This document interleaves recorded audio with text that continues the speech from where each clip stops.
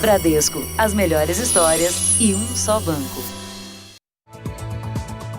Rio de Janeiro entra em bandeira vermelha com alto risco de transmissão do coronavírus. Brasil recebe mais de 5 milhões de doses da Coronavac. E Turquia diz que a eficiência da vacina supera 90%. Países da América Latina começam a vacinação. Brasil barra voos vindos do Reino Unido. E um show de luz e cores que aquece o coração dos japoneses no inverno.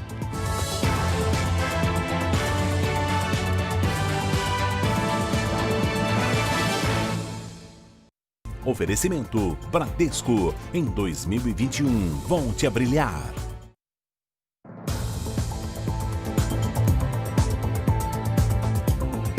Olá, boa noite. Boa noite. Chegou ao país nesta quinta-feira o maior lote do imunizante Coronavac, são 5 milhões e meio de doses. O Instituto Butantan relatou que a vacina é eficiente, mas não divulgou ainda os dados. Já a Turquia, que também comprou essa vacina Coronavac, informou hoje que a eficácia foi de 91%. 5 milhões e 500 mil doses. A maior carga de Coronavac importada até agora chegou hoje cedo ao aeroporto de Viracopos, no interior paulista. O lote é composto por 2 milhões e 100 mil doses já prontas da vacina e mais 2.100 litros de insumos, suficientes para o Instituto Butantan de São Paulo produzir mais 3 milhões e 400 mil doses. Com as outras 3 remessas que já desembarcaram no país, o Instituto tem em estoque 9 milhões de doses. E mais 2 lotes da vacina devem chegar da China ainda antes da virada do ano. Essa vacina, que já mostrou ser uma vacina segura, uma vacina que produz anticorpos que neutralizam o vírus, agora se mostrou como uma vacina eficaz para os padrões tanto da Anvisa quanto da Organização Mundial de Saúde. De acordo com os dados divulgados até agora pelo Instituto Butantan, a Coronavac atingiu o índice necessário de eficácia para ser aprovada pela Anvisa como imunizante contra a Covid-19. Mas o laboratório chinês Sinovac só vai divulgar a cobertura exata da vacina nos próximos 15 dias. E aí, finalmente, o Butantan vai pedir à Anvisa a liberação da vacina. Informações divulgadas hoje por agências internacionais indicam que, na Turquia, o índice de eficácia da Coronavac ultrapassou 90%. O governo paulista pretende iniciar a campanha de vacinação no estado no dia 25 de janeiro, primeiro por profissionais de saúde, índios e quilombolas. Já teremos disponíveis no Butantan em torno de 9 milhões de doses de vacinas, que poderão ser usadas já no meio de janeiro para iniciar uma campanha de vacinação em massa. O Instituto Butantan informou que não comenta informações relativas a contratos do laboratório Sinovac com outros países. O secretário de Saúde de São Paulo, Jean Gorenstein, disse que no Brasil a vacina não atingiu 90%, mas não deu valores. Pela primeira vez na pandemia, o estado do Rio de Janeiro entrou na bandeira vermelha. É o alerta de alto risco de transmissão do coronavírus. Na capital fluminense, Cris, a festa de Réveillon vai dar uma pausa esse ano. A cidade vai fechar Copacabana e permitir acesso apenas aos moradores. A queima de fogos mais famosa do Brasil deve dar lugar a uma Copacabana mais tranquila na virada. A circulação de visitantes no bairro e na praia para comemorar a chegada de 2021 está proibida. Uma medida do governo do estado autoriza o movimento somente de moradores na região na noite de 31 de dezembro. A prefeitura fará bloqueios e ônibus vindos de outras regiões serão parados. O estacionamento na orla também não será permitido. As medidas são para tentar frear o avanço do coronavírus durante as festas de fim de ano. O estado do Rio entrou na bandeira vermelha, que indica o alto risco de transmissão da doença. É a primeira vez que isso acontece desde que o monitoramento começou a ser feito, no início da pandemia. Das 9 regiões do estado, 5 têm risco de transmissão considerado mais grave. Entre elas, parte da região metropolitana, onde fica a capital. A Baía de Ilha Grande, onde estão localizadas Paraty e Angra dos Reis, e as regiões Serrana, Norte e Noroeste do estado. Juntas, elas concentram mais de 75% da população. Nas outras 4 áreas, o risco é moderado. A gente tem percebido um número expressivo de casos muito maior do que 1 mês e meio, 2 meses atrás. Então é preocupante, até porque no final do ano, em cada casa é uma festa, em cada casa uma aglomeração. De acordo com a Secretaria Estadual de Saúde, a taxa de ocupação dos leitos é de 78% nas UTIs. 155 pessoas aguardam por uma vaga na terapia intensiva. Bom, a situação mundo afora não está fácil, por isso a partir de amanhã o Brasil vai proibir a entrada de voos com origem ou com escala no Reino Unido. Também haverá restrições de entrada de estrangeiros pelas fronteiras terrestres. Há poucas horas para a restrição, o movimento de turistas no desembarque do Aeroporto Internacional do Rio era baixo. A partir de amanhã, o Brasil passa a integrar o grupo de mais de 40 países que já fecharam as portas ao Reino Unido, após a descoberta de uma nova variante do coronavírus considerada mais contagiosa. Segundo a portaria, estão proibidos temporariamente os voos internacionais que tenham origem ou passagem pela Inglaterra, País de Gales, Escócia e Irlanda do Norte. Atualmente, apenas os aeroportos internacionais daqui do Rio e de São Paulo recebem voos diretos do Reino Unido. As viagens aéreas com destino aos aeroportos britânicos também foram proibidas. Já para os viajantes de outras nacionalidades, inclusive brasileiros, a entrada no Brasil só será permitida com o cumprimento de uma série de exigências, como a apresentação de teste negativo para a Covid-19, realizado 72 horas antes do embarque, a partir do dia 30 de dezembro.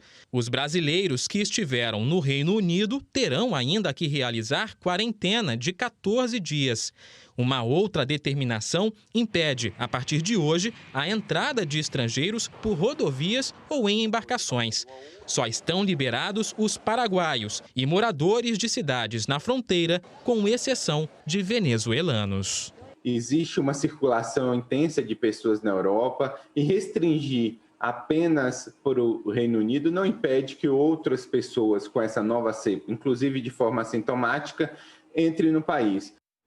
Vamos atualizar os números da pandemia no Brasil. Segundo o Ministério da Saúde, o país tem hoje mais de 7.423.000 casos da Covid-19. São quase 190 mil mortos.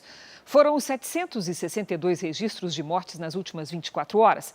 Também entre ontem e hoje, mais de 43 mil pessoas se recuperaram. No total, já são mais de 6.448.000 pacientes curados e 785 mil seguem em acompanhamento. Por isso mesmo, Cris, a palavra de ordem é imunizar. Mais de 3 milhões de pessoas já foram vacinadas contra o coronavírus em todo o mundo. México, Costa Rica e Chile são os primeiros países da América Latina a aplicar o imunizante. Semana que vem é a vez da Argentina. A primeira pessoa imunizada na América Latina foi uma mulher, Maria Irene Ramírez, de 59 anos. É enfermeira e mora na cidade do México. O país começou a imunização pelos profissionais de saúde. Em Santiago, no Chile, a cena se repetiu nesta véspera de Natal. As primeiras doses foram aplicadas em médicos e enfermeiros. Os 2 países receberam doses da vacina produzida pela Pfizer. A intenção do Chile é imunizar quase toda a população, 15 dos 18 milhões de habitantes, até o fim do primeiro semestre do ano que vem. Outro país que começou a imunização na América Latina foi a Costa Rica. A nossa vizinha, a Argentina, recebeu lotes da vacina russa Sputnik e pretende começar na semana que vem a imunizar os grupos prioritários. E como anda o Brasil nessa corrida pela vacina? Bom, aqui vai ser preciso esperar. O Plano Nacional de Imunização prevê a aplicação das primeiras doses em fevereiro do ano que vem. E mesmo com o processo de aprovação sendo flexibilizado, a Anvisa ainda não recebeu de nenhum laboratório o pedido de registro da vacina, nem mesmo para uso emergencial do imunizante. E só depois desse primeiro registro é que vão ser aplicadas as primeiras doses. O Instituto Butantan, com a Coronavac, e a Fundação Oswaldo Cruz, em conjunto com o laboratório AstraZeneca, ainda não pediram o registro de uso emergencial e nem o registro definitivo. Já as vacinas Janssen, da Johnson & Johnson e da Pfizer, que também não solicitaram o registro, ainda não conseguiram nem o certificado de boas práticas por aqui. Mas as vacinas já são usadas em vários países. Segundo o levantamento da Universidade de Oxford, são cerca de 3.200.000 pessoas imunizadas no mundo. Nos Estados Unidos foram mais de 1 milhão de vacinados. Na China, 1 milhão. No Reino Unido, 800.000. Na Rússia, 200.000. E em Israel, são cerca de 140.000 doses aplicadas. Diante disso, fica a pergunta: por que a demora para começar a vacinação no Brasil? Está relacionada à falta de uma política pública voltada ao enfrentamento do Covid. Nós não temos uma política nacional de enfrentamento ao Covid. Estamos usando a vacina para fazer política. E o ruim disso é que passa a ideia para a população é que a vacina é ruim, e na verdade não é. Vamos agora com a opinião do jornalista Augusto Nunes. Boa noite, Augusto. Boa noite, Cris. Boa noite, Eduardo. Boa noite a você que nos acompanha. A Grã-Bretanha e os Estados Unidos já estão vacinando seus habitantes há alguns dias. O Chile e a Argentina, nossos vizinhos, começarão a aplicar a medicação preventiva antes que o ano termine. O Brasil ainda não sabe quando estará disponível alguma vacina, nem qual será a primeira a chegar. No combate à pandemia de coronavírus, até agora de nada serviu a história de sucesso do campo da imunização, que sempre foi motivo de orgulho para os brasileiros. Apontar um único culpado é oportunismo. E a leniência é tão prejudicial quanto a afoiteza. A culpa pela demora na tomada de providências elementares é fruto da politização da pandemia, que aguçou a polarização maniqueísta. Esse fenômeno confirma que o Brasil não é mesmo para principiantes. No restante do mundo, o entendimento entre correntes antagônicas ocorre tão logo uma guerra começa. Aqui, a guerra contra a Covid-19 transformou adversários em inimigos ferozes. Alguém precisa lembrar a uns e outros que, se o início da vacinação demorar demais, todos serão derrotados. O vencedor será o vírus chinês. Nos Estados Unidos, problemas. O ritmo da vacinação, segundo um levantamento divulgado hoje, não está de acordo com o esperado. A meta de aplicar 20 milhões de doses até o fim do mês pode não ser alcançada. O levantamento mostra que apenas 1/3 da primeira remessa da Pfizer teria sido aplicado e o número de vacinados com o medicamento da Moderna ainda nem foi contabilizado. Em entrevista divulgada hoje, o Dr. Anthony Fauci, o maior especialista em doenças infecciosas do país, disse acreditar que é preciso vacinar entre 70% e 90% das pessoas para só então atingir uma imunidade coletiva à Covid-19. A véspera de Natal traz uma boa notícia para o nosso bolso em 2021. A conta de luz vai ficar mais barata em janeiro. Cris, é que a previsão de chuvas nos reservatórios que integram o Sistema Nacional deve possibilitar redução para a bandeira tarifária amarela. Ao abrir a conta de luz, o susto foi grande. Na casa da Fabiana, o valor passou de R$ 500 em dezembro. Isso que ela tentou economizar. O ar-condicionado a gente tem até evitado de usar muito, né? Porque é um custo bem elevado o uso do ar-condicionado. Mas como eu tenho 2 filhas pequenas, a televisão fica ligada o dia inteiro, ventilador. Ah, e teve bandeira vermelha, claro, o que significa um custo extra de mais de R$ 6 a cada 100 kWh consumidos. A cobrança extra estava suspensa desde maio, em função da pandemia. E aí, quando voltou, agora em dezembro, veio no seu patamar mais alto, vermelha 2. E as contas aumentaram para todo mundo. Mas a boa notícia é que esse custo deve baixar pelo menos um pouco em 2021. A Agência Nacional de Energia Elétrica prevê bandeira amarela para janeiro. Um alívio na hora de acender a luz. O custo extra deve cair para R$ 1,34 a cada 100 kWh de consumo. Para ajudar ainda mais, esse economista dá algumas dicas. Ajuda bastante, alguns itens, inclusive, só aquele modo, aquela luzinha que fica acesa, que não é apenas uma luzinha, aquele método stand-by, ele chega a consumir até 40% de energia. Um policial militar foi morto por assaltantes em Duque de Caxias, na Baixada Fluminense. Câmeras do comércio da região flagraram o momento em que um dos criminosos persegue e atira no policial no meio da rua. Segundo a Polícia Militar, o carro de Anderson Quinhão Vieira estava atrás de um caminhão que estaria sendo roubado. O policial chegou a ser levado para o hospital, mas não resistiu aos ferimentos. O sargento tinha 43 anos. Só neste ano, 45 policiais foram mortos no estado do Rio. Você vai ver a seguir: Supremo Tribunal Federal dá 5 dias para o governo explicar desmatamento na Amazônia. E ainda nesta edição, você vai conhecer a Ingrid. Ela entrou no primeiro hospital que encontrou e foi a maior correria.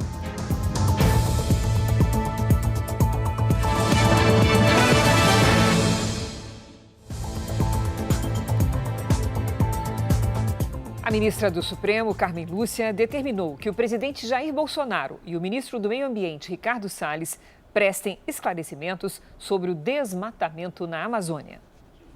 A ministra Carmen Lúcia deu 5 dias para que Bolsonaro e Salles apresentem dados sobre a situação na região nos últimos anos. A decisão da ministra manda ainda que o governo explique o que tem feito para conter o desmatamento. A ação é uma resposta ao partido Rede Sustentabilidade, que aponta a omissão das autoridades nas políticas de preservação ambiental. Além do presidente e do ministro do Meio Ambiente, também terão que se manifestar a Procuradoria-Geral da República e a Advocacia-Geral da União. Carmen Lúcia determinou ainda que o processo retorne ao Supremo com urgência, independentemente do recesso. O presidente do STF, ministro Luiz Fux, que está no plantão, hoje atendeu a um pedido do Rio de Janeiro e manteve o estado em regime de recuperação fiscal, o que impede o bloqueio de quase 7,5 bilhões de reais dos cofres fluminenses nas próximas semanas. Fux também negou um pedido da defesa de Sara Geromini. Ela queria que o ministro Alexandre de Moraes não atuasse mais no processo. Sara Geromini é conhecida por organizar manifestações antidemocráticas. Também trabalhando no recesso, o ministro Luiz Roberto Barroso autorizou que o publicitário Marcos Valério, um dos condenados do Mensalão, siga cumprindo a pena de mais de 37 anos em casa. A Procuradoria-Geral da República foi contra, mas Barroso manteve a prisão domiciliar por causa da pandemia. Uma perseguição policial na Marginal Tietê, uma das vias expressas mais movimentadas de São Paulo, terminou em acidente, tiroteio e morte. Segundo a polícia, o carro do assaltante, investigado por sequestro, roubo e furto, foi identificado por radares e por agentes da Rota, a tropa de elite da Polícia Paulista, que deram início a uma perseguição. Na fuga, o suspeito se envolveu num grave acidente com 2 veículos. Um capotou e o outro foi parar no canteiro central e teve o teto cortado pelos bombeiros para retirar os passageiros. De dentro do carro, o assaltante teria disparado contra os policiais. Na troca de tiros, o criminoso foi morto. 6 pessoas envolvidas no acidente ficaram levemente feridas. A seguir, a gente te explica as restrições nas cidades do litoral paulista. Vans e ônibus estão proibidos. E daqui a pouco, a pandemia reduz o número de pessoas nas ceias, mas os pedidos de comida pronta crescem.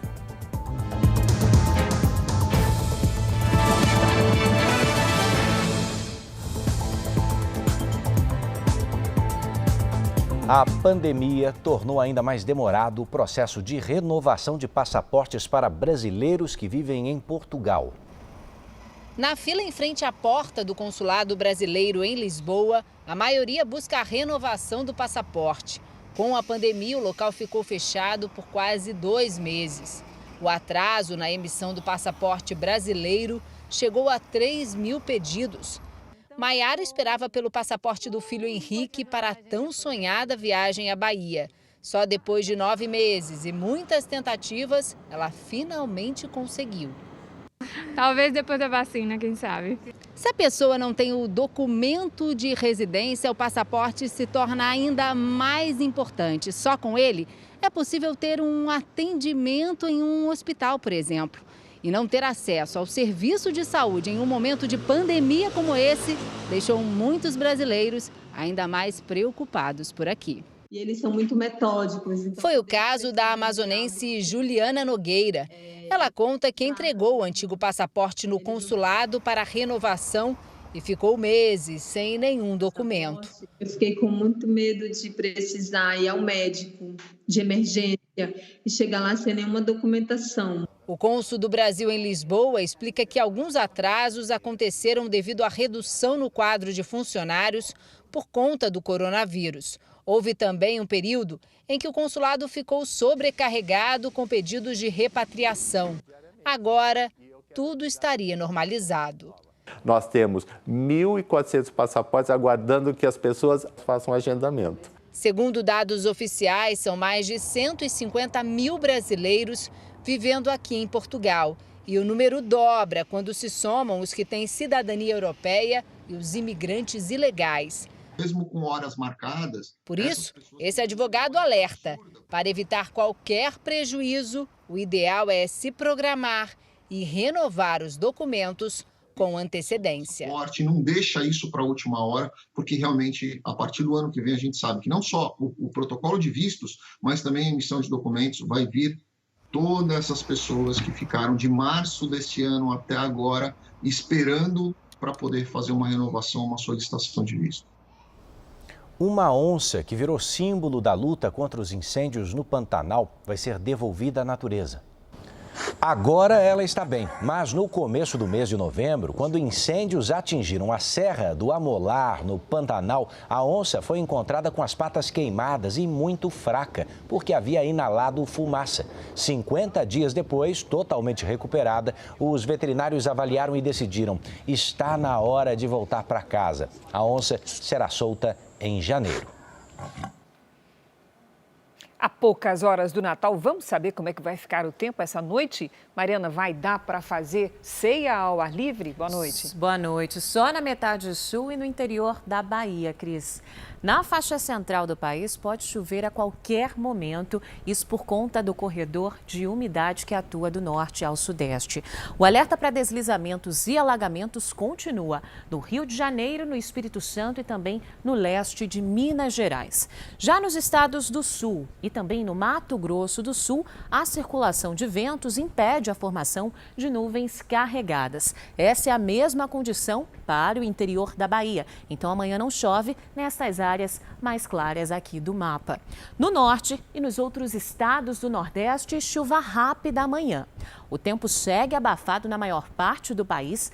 30 graus em Porto Alegre, 27 em Vitória, 32 graus em Porto Velho e em Cuiabá e 33 graus em Fortaleza.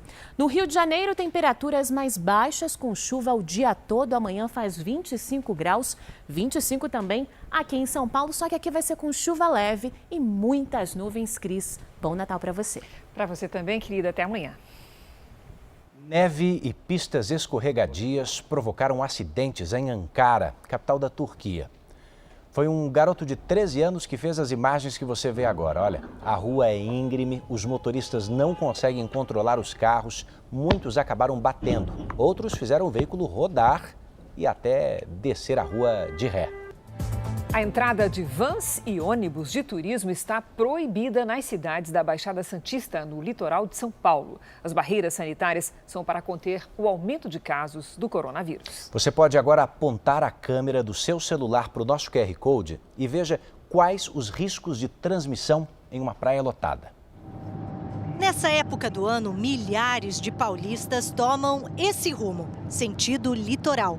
Só que dessa vez tem pandemia. E por causa do avanço da doença no fim do ano, o turista vai encontrar uma praia um pouco diferente. Quem descer a serra, aqui já chegando a Santos, olha só, já dá para ver, vai dar de cara com uma barreira sanitária, que é onde está sendo feita a triagem de quem entra. Os principais acessos às cidades da Baixada Santista têm barreiras como essa. com Guarda Civil Municipal, Companhia de Engenharia de Tráfego e Polícia Militar. O alvo são ônibus, micro-ônibus e vans de turismo. Eles são orientados a dar meia volta.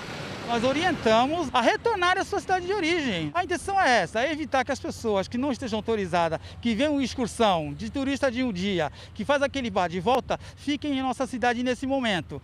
A operação especial deve durar até o dia 1º de janeiro, mas pode se estender. Wagner foi parado, mas pôde seguir porque não levava passageiros. Já está ruim o transporte do turismo, né? Entende? E agora pega uma situação dessa. Se as barreiras lá na estrada não forem suficientes, vão ter outras aqui na areia. Nos dias 31 de dezembro e 1º de janeiro, as praias de 9 municípios do litoral sul de São Paulo vão estar fechadas. E vai ter fiscalização de policiais, agentes ambientais e da vigilância sanitária. Tudo para evitar a aglomeração. Hoje, o tempo nublado e chuvoso ajudou a afastar o turista da praia. Lucineide, que vende açaí, já até diminuiu o estoque. Esse ano vai ser fraco. Essa época é quando a gente consegue alguma coisa, né? A gente sobrevive da praia, eu sou camelô, ambulante, para mim é horrível. A família de Iraci passa todo final de ano em Santos. Dessa vez, a decisão foi de última hora. Vão ficar aqui só até o Natal. A gente tem que se preservar. Todos fazendo a sua parte, vai ser mais fácil passar por isso. Muita gente que mora na região apoia as restrições. O momento que nós estamos vivendo, né? Eu acho super importante para nos proteger melhor. Na atual situação da pandemia, né? Eu acho que quanto menos aglomeração, melhor, né? E não é só por aqui, não. A Itália entrou hoje em confinamento nacional, que vai até domingo. Todo o comércio não essencial está fechado. Só pode sair de casa quem comprovar que está indo ao trabalho ou por motivos de saúde. O plano prevê reabertura na segunda-feira e depois um novo fechamento entre 31 de dezembro e 3 de janeiro. No Canal da Mancha, entre França e Reino Unido, centenas de motoristas de caminhão estão impedidos de seguir. Eles precisam apresentar teste negativo para a Covid-19 e reclamam da demora na realização dos testes e no acesso aos resultados. Por causa da pandemia, as operações de combate ao trabalho escravo diminuíram este ano no país. Houve, inclusive, uma redução de 70% no número de pessoas resgatadas. Eram nessas barracas de madeira e lona que os trabalhadores passavam a noite. Uma estrutura precária. Aqui não tem cama. Alguns dormiam no chão, outros em rede. O acampamento também não tem esgoto e nem água potável. 21 trabalhadores foram resgatados da propriedade rural no município de Rondon do Pará. Eles trabalhavam mais de 12 horas por dia em situação semelhante à escravidão. O nosso objetivo aqui é permitir que os senhores consigam trabalhar dentro da legalidade.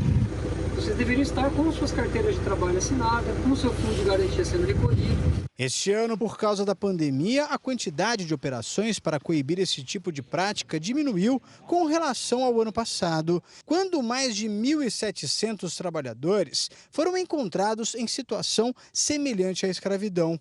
Mesmo assim, até agora, 474 pessoas foram libertadas do trabalho degradante em 53 operações. O Pará é um dos estados com o maior número de denúncias e auto de infrações sobre trabalho escravo no país. Mas durante o primeiro semestre de 2020, no entanto, os flagrantes desse tipo de prática caíram 55% no estado em relação ao ano passado, um reflexo da redução das fiscalizações durante o isolamento social. Acerca do aumento da pandemia, que mandou muita gente para a informalidade, quanto mais precária for a vida das pessoas, maior tem que ser a fiscalização do Ministério do Trabalho, porque a tendência de abusos cresce vertiginosamente. Atualmente, existem 1.700 investigações em andamento no país.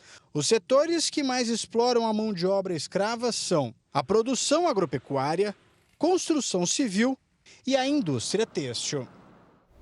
Bom, vocês sabem que à meia-noite, no Natal e também lá na virada do ano, muitas pessoas comemoram soltando fogos. Beleza para alguns, mas desespero para quem tem animais de estimação. É que o barulho tem um impacto diferente para eles. A maioria sente até dor. E é nessa época do ano que os alojamentos para cachorros, por exemplo, ficam lotados. Nessa creche, os alunos não dão trabalho nenhum para ir. Ele já corre lá na minha cama, já me chama, já pega a guia e vamos embora, mamãe, para a creche que hoje é dia. E haja energia para tanta atividade. Às vezes a gente tem que pegar ele do carro e levar ele para dentro de casa, que não tem nem energia para terminar de chegar em casa. Numa creche para cachorros, a convivência com outros animais é importante. Mas não é só isso. Bento, um jovem senhor de 11 anos, e o Bob são da mesma dona, mas têm demandas bem diferentes. O Bento tem displasia femoral e é bom porque ele, além de socializar, né, com os outros coleguinhas, cachorrinhos, ele faz natação, que ajuda muito. E na adaptação do Bob, porque ele é muito agitado. Nesta época do ano, aumenta muito a procura por hospedagens de longa permanência, por causa das viagens e também das festas de fim de ano. Agora, se bater aquela saudade ou curiosidade de saber como que o cachorro está, é só acessar a tela do celular. A dona da creche explica que para a noite de Natal e do Ano Novo, a lotação está quase no máximo. É que os fogos de artifício causam dor em alguns animais. E aqui, eles recebem toda a proteção. Usa cortina blackout, melhora a acústica e passa a noite toda com eles para não acontecer nenhum acidente. Cuidados que muitos animais de rua não vão ter. Segundo o IBGE, são 20 milhões de cachorros abandonados no Brasil. O ideal seria que todos tivessem o mesmo tratamento que estes daqui.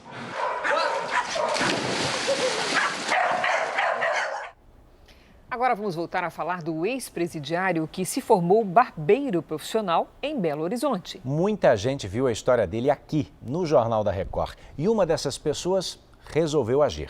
O vídeo comprova a felicidade de quem já vê um recomeço possível. Eu tinha que ajoelhar aqui para fazer a barba do cliente, agora não, agora eu tô chique. Agora eu tenho essa cadeira aqui linda e maravilhosa.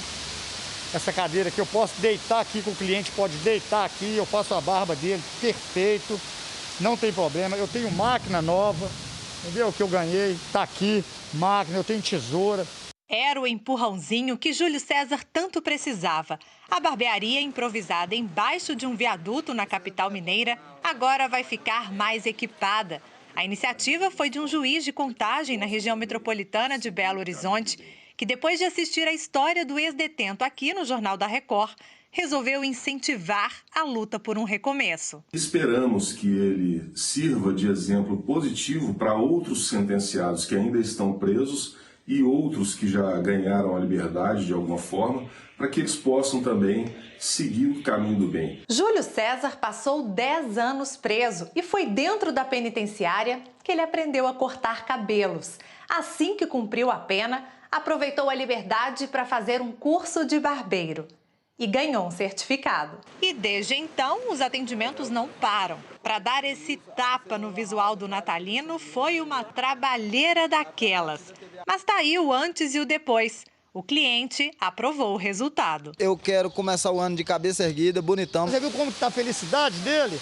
Eu tenho certeza que de agora para frente, ele vai olhar no espelho e vai mudar seus pensamentos. Valeu o esforço do Júlio César. Quase todo mundo depende da internet, mas ninguém se preocupa em saber de onde é que ela vem. Pois neste instante, uma rede de fibra ótica está sendo cabeada desde o Ceará até Portugal. E ela deve melhorar a velocidade de nossa internet e facilitar a implantação da rede 5G. Luísa talvez nem saiba que o Ceará tem uma das conexões mais rápidas do Brasil. As chamadas de vídeo com o namorado dela ficaram bem melhores. Como tá em Roraima? Isso ocorre porque os cabos da internet no Brasil entram pelo estado, um dos mais conectados do mundo. Eu já tenho notado uma certa diferença. Bastante diferença, na verdade. Essa ponte eletrônica está escondida no mar. São 8 cabos submarinos que ligam o Brasil aos Estados Unidos e apenas um à Europa. A mais nova conexão de dados começou a ser instalada para reforçar nossa conexão com a Europa. Serão 6.000 quilômetros de cabos de fibra ótica até Portugal, uma super rede de cabos. Tudo pelo fundo do mar, a uma profundidade de até 6.000 metros. O navio que faz o cabeamento já saiu da Praia do Futuro, em Fortaleza, e deve chegar à cidade portuguesa de Sines nas próximas semanas. A rede é de uma empresa de tecnologia irlandesa e deve entrar em operação no primeiro semestre de 2021. Com 14 cabos já em operação e um sendo conectado, o Ceará se destaca como o segundo maior ponto de entroncamento de ligações em fibra ótica do planeta, aproximando ainda mais o Brasil do restante do mundo, atravessando o oceano e fortalecendo o hub tecnológico. Até o final de 2021, 18 linhas devem entrar em operação a partir de Fortaleza. Os cabos são bem protegidos para suportar a água do mar, a pressão submarina e para evitar rompimentos. A durabilidade é de 25 anos. Ele é projetado para ter uma tensão, uma suportável tensão, tanto na época do lançamento quanto durante a vida útil dele. A nova tecnologia do cabo submarino é uma das etapas para que o Brasil possa avançar na rede 5G, a rede ultraveloz para dispositivos móveis como celulares. O Brasil, que é um dos países que mais produz dados no mundo, com o 5G nós teremos um aumento ainda maior, então nós precisamos de escoamento. Ansiosos por essa velocidade, né? E olha aqui, Reino Unido e União Europeia chegaram a um acordo para definir as regras de comércio depois do Brexit. Apesar de ter deixado oficialmente a União Europeia no começo do ano, o Reino Unido ainda seguia um período de transição. As negociações duraram 11 meses. Esse acordo comercial entra em vigor em 1º de janeiro e ainda precisa ser ratificado pelos 27 países da União Europeia e também pelas autoridades britânicas. Já nos Estados Unidos, o Congresso deixou para decidir na próxima segunda-feira o futuro do pacote financeiro de ajuda emergencial ao país. Nesta quinta-feira, os democratas até tentaram aprovar o pacote de estímulo com cheques pessoais superiores a R$10 mil, uma mudança exigida por Donald Trump, mas os republicanos rejeitaram. E o futuro da ajuda financeira está indefinido. A presidente da Câmara, a democrata Nancy Pelosi, disse que vai convocar os legisladores para uma nova votação na próxima segunda-feira, dia em que termina o prazo para a aprovação do projeto de lei de gastos federais. E se nada for resolvido, o governo será forçado a uma paralisação parcial a partir de terça-feira. O fim do impasse também renovaria benefícios como o seguro-desemprego, que está prestes a expirar. Com a pandemia, cerca de 12 milhões de americanos perderam o trabalho neste ano. Também hoje, Donald Trump concedeu perdão a 26 aliados, além de remover a punição de outros 3. Na quarta, ele já havia concedido perdão presidencial a outros 20 condenados, inclusive ao ex-presidente da campanha dele, Paul Manafort, e ao ex-conselheiro Roger Stone. Eles foram julgados no processo que investigou a interferência da Rússia nas eleições de 2016. Pela Constituição, somente o presidente tem o poder de reverter decisões judiciais. E até o dia 20 de janeiro, dia da posse de Joe Biden, são esperados mais indultos de Trump.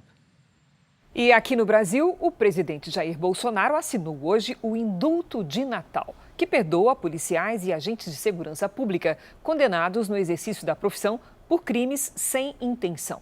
O decreto beneficia presos que, segundo o governo, não oferecem risco à sociedade.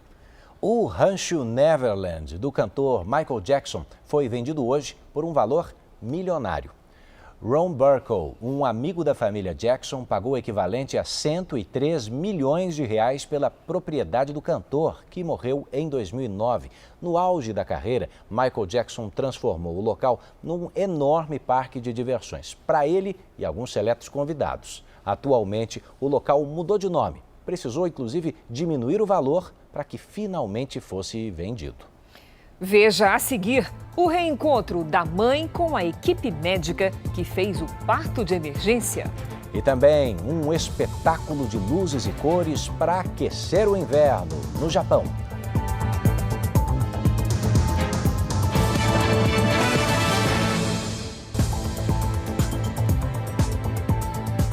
Estamos de volta para você saber que em Minas Gerais, um morador de Poços de Caldas levou um susto daqueles ao sair do quintal de casa.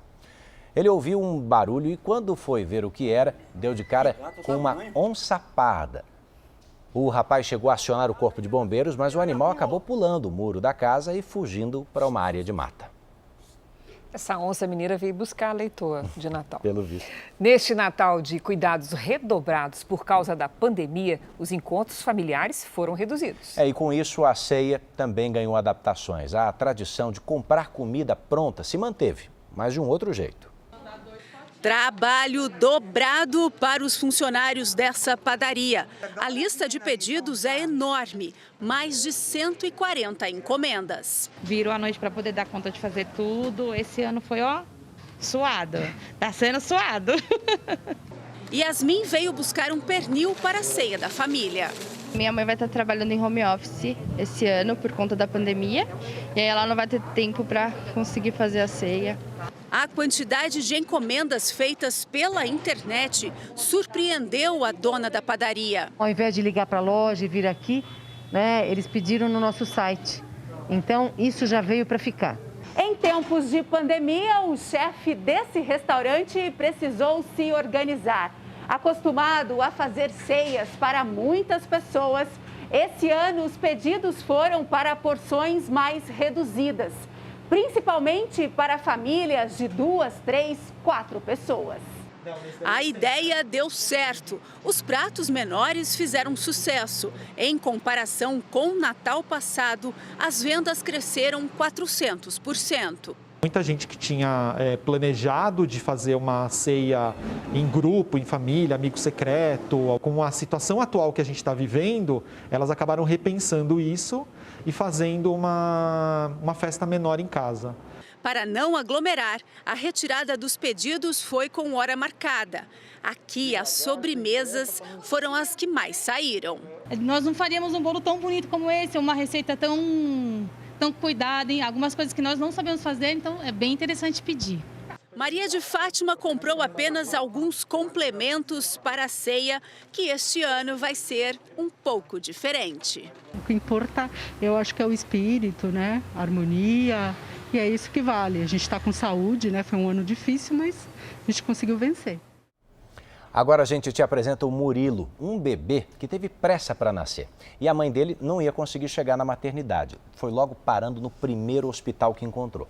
Só que a unidade não tinha maternidade e enfrentava o pico da pandemia. Mesmo assim, médicos e enfermeiros de plantão fizeram o parto. Hoje, 7 meses depois, o xodó do pronto de socorro voltou a dar alegria para a equipe médica. Era para ser apenas uma visita de agradecimento da Ingrid e do Murilo na semana de Natal.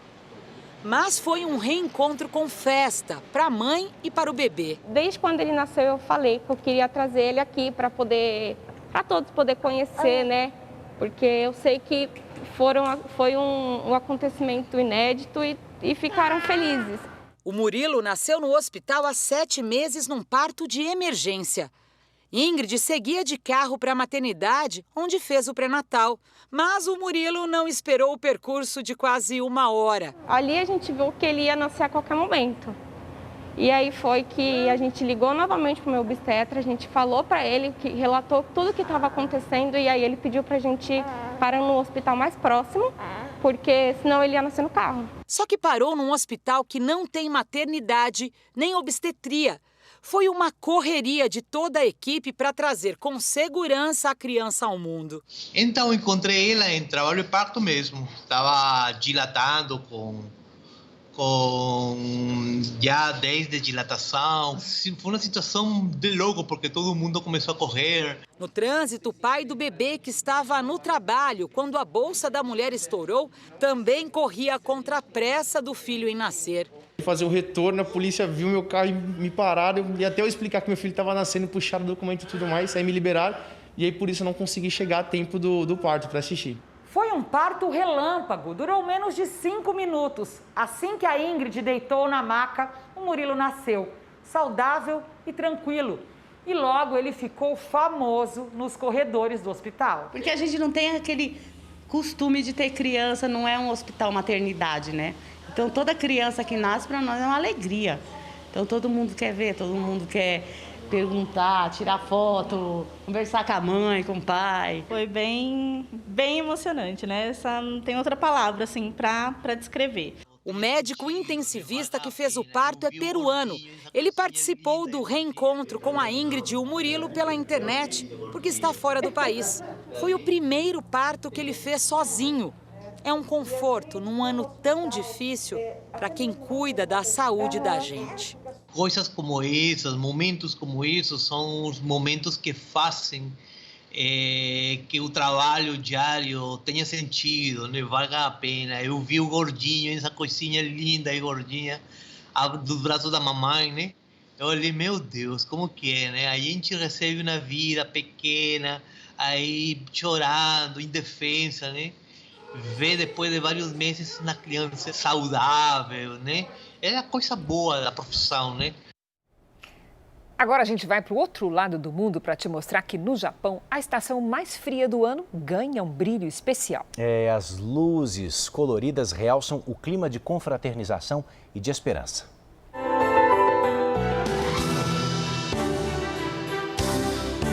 Parques de atrações cheios de cores, campos de flores e até um zoológico de fantasia. 6 milhões de lâmpadas alegram os visitantes nos arredores de Tóquio. Mas a maior iluminação do país fica na província de Mie, a 280 quilômetros da capital. Túneis, lagos, jardins iluminados. A árvore de 35 metros, feita de lâmpadas de LED, é o grande marco do inverno. Todos os anos, as iluminações da estação mais fria do ano injetam cerca de 34 bilhões de reais na economia japonesa. Dinheiro que vem do turismo, dos eventos e do comércio em geral. Dessa vez, em ano de pandemia, elas ganharam uma nova função. Todos passaram por momentos difíceis. Nós queremos levar alívio e alegria, diz Marina Suzuki, uma das coordenadoras da iluminação. Estar aqui é como ser transportado para um mundo mágico cheio de luzes, longe de todos os problemas. Talvez esse seja o segredo do sucesso das iluminações de inverno no Japão. Esta aqui, localizada no centro de Tóquio, tem até uma pista de patinação. É diversão na certa. Desse jeito a gente esquece até do frio, diz este homem que trouxe o filho para se divertir. Essas duas amigas garantem que o lugar ajuda muito a relaxar depois de um dia corrido de trabalho. E as luzinhas também aquecem o coração. O clima romântico se espalha pela cidade. Nesta avenida, perto da estação central de Tóquio, as pessoas desaceleram o passo na volta para casa e registram o momento. O casal que pedalou 5 horas para estar aqui não se arrependeu do passeio. Todo ano é assim, surpreendente, não tem como. No meio da pandemia, né? Como as coisas estão começando a diminuir, então você vê alguma coisa que ainda está se mantendo, ainda continua animando bastante, né? Não tem como discordar. A iluminação é sempre bem-vinda, especialmente em tempos frios e de escuridão. É a luz da esperança. O Jornal da Record está terminando. A edição de hoje, na íntegra, e também a nossa versão em podcast estão no Play Plus e em todas as nossas plataformas digitais. Você fica agora com o Cine Record especial 10 Mandamentos, o filme. E a gente deseja nesse Natal saúde para todo mundo. Até amanhã. Muita saúde, Feliz Natal e até amanhã.